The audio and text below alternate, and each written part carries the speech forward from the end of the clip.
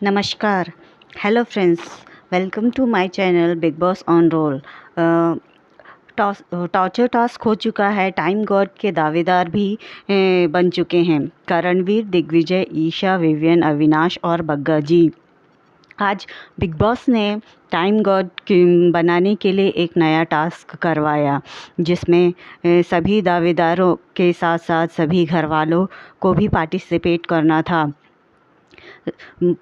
सभी घर वाले रेस लगाने वाले थे। ईडन को वापस टास्क का संचालक बनाया गया। सभी घर वालों को रेस लगानी थी और जो सबसे पहले पहुंचता उसे एक क्यू कार्ड लेकर पढ़ना था, जिसमें रिश्तों के बारे में लिखा हुआ था। बिग बॉस ने सभी को यह कार्य दिया था कि जितने भी टाइम गॉड के दावेदार हैं, उन्हें अपने अपने रिश्तों के बारे में घर वालों के सामने अपना पक्ष रखना है और बाकी के दावेदार उनके अगेंस्ट अपना पक्ष रखने वाले थे।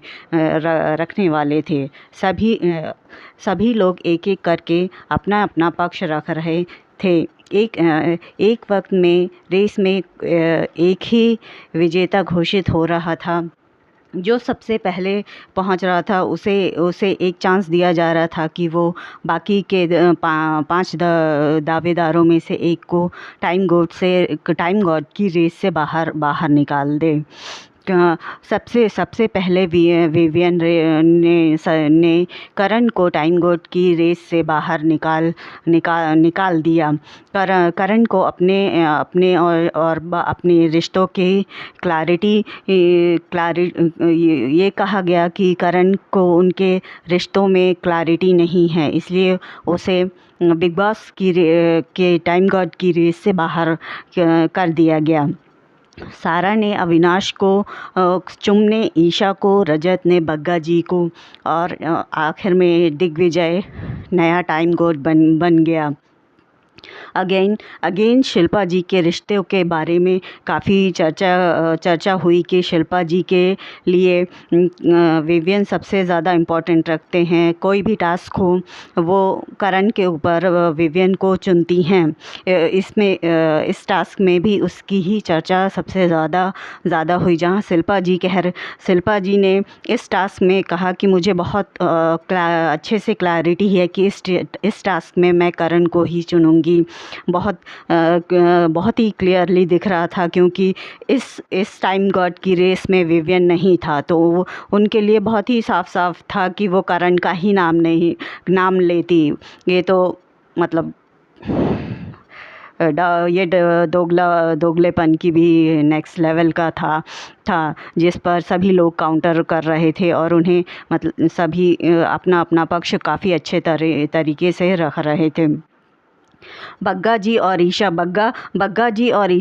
मतलब बाकी के पूरे हफ्ते के 5 दिन चाहे वो कुछ बोले या ना बोले, लेकिन अगर टास्क आता है तो ईशा वहाँ पर सबसे ज़्यादा बढ़ चढ़ कर बोलती हैं। उसे लगता है कि वो उनका यही टाइम है जब वो अपने पॉइंट ऑफ व्यू सबके सामने रख सकती हैं। बाकी के दिन तो वो दर्शक की तरह ही सब कुछ करते हुए देखती रहती हैं और किसी भी मुद्दे पर नहीं बोलती हैं।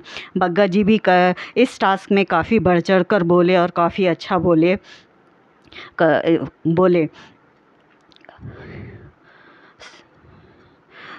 शिल्पा जी ने अपनी एक और नई बात रखी, जो कि बहुत पुरानी बात है, कि शिल्पा जी के लिए करण और विवियन दोनों एक समान हैं, जबकि इस बात से करण और विवियन दोनों इसके उलट वो दोनों एक साथ एक बात कह रहे थे कि शिल्पा जी के लिए विवियन करण से ऊपर है, लेकिन शिल्पा जी मानने के लिए तैयार नहीं थी।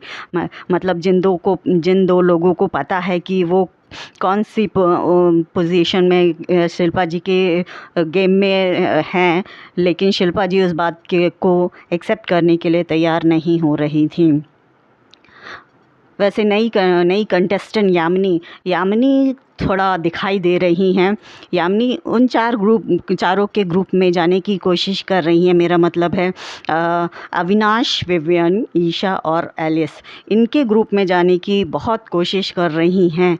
ये एक ऐसा ग्रुप है जो स्टार्ट से बना है, और इन चारों में से अगर विवियन को अलग कर दें तो अविनाश, ईशा और एलिस, ये तीनों किसी और को अपने ग्रुप में आने की इजाज़त ही नहीं देते हैं, ना ही किसी और को वेलकम करते हैं। विवियन को ये लोग अपने साथ सिर्फ अपने फ़ायदे के लिए रखते हैं, क्योंकि पता है कि विवियन का इस शो में और मेकर के साथ बहुत अच्छा रैपो है, जिसकी वजह से वो उसे अपने वरना वो विवियन को, ये तीनों विवियन को भी उतना पसंद नहीं करते हैं। उसके बाद यामिनी फिर भी बार बार उनके पास जाने की कोशिश कर रही है। वैसे आज के एपिसोड में वो खुद इस बात को सामने रख रही थी कि मुझे ये फील हो रहा है कि ये तीनों अपनी ही बातें करते रहती हैं। जब आपको ये दिखाई दे रहा है तो आप फिर उनके ग्रुप में जाने की कोशिश ही क्यों कर रही हैं।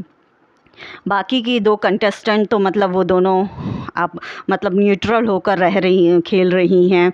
अभी उनका कोई इतना कुछ इन्वॉल्वमेंट अभी दिखाई ही नहीं दे रहा है। बस बिग बॉस अपनी तरफ से ईडन गार्डन मतलब ईडन को संचालक वगैरह की भूमिका दे देते हैं। अदिति का तो वो भी काम दिखाई नहीं दे रहा है।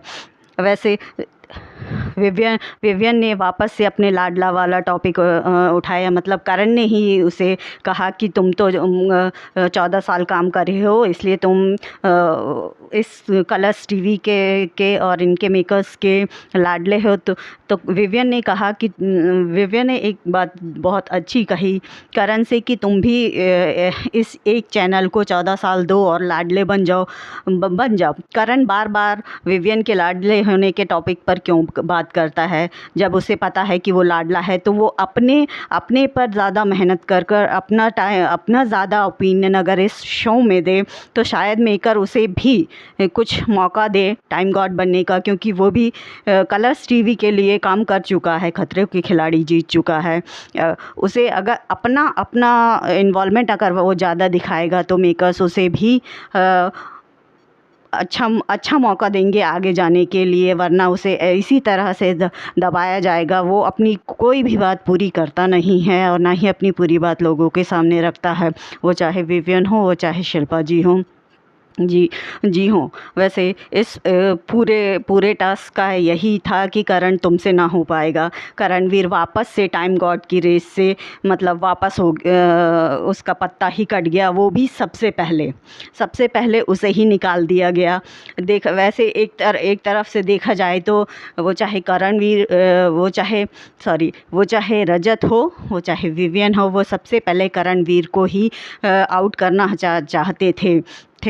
प्लीज़ मेरे चैनल को सब्सक्राइब कीजिए। धन्यवाद।